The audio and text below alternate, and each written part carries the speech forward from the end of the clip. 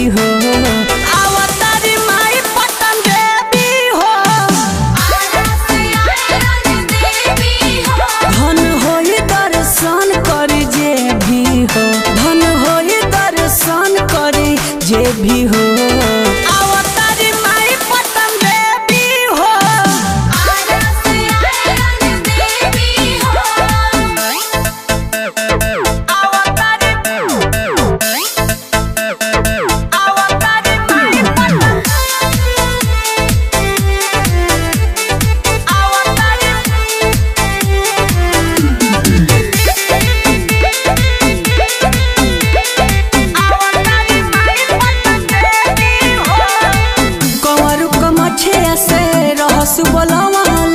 धावल माई चली अइली दिहली उधारी मस्तक फारी कंगन अपन देखवली।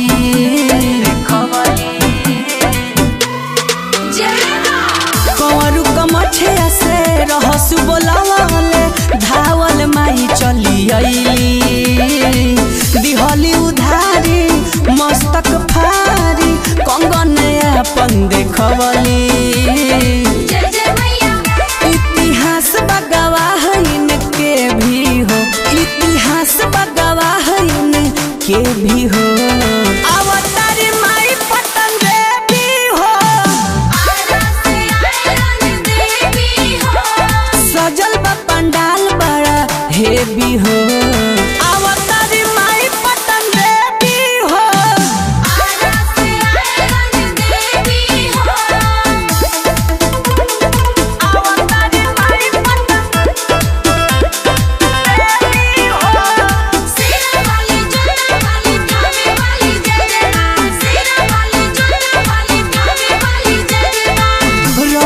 चंचल पी के आयरन गाँव माई के भजनवा सिरवा नवावो दुखवा सुनावो राजू राजा पूजा चरणवा।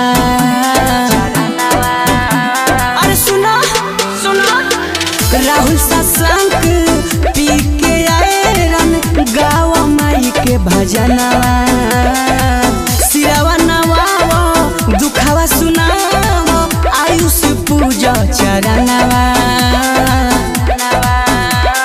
मिली पारा शादी में जो लेवी हो।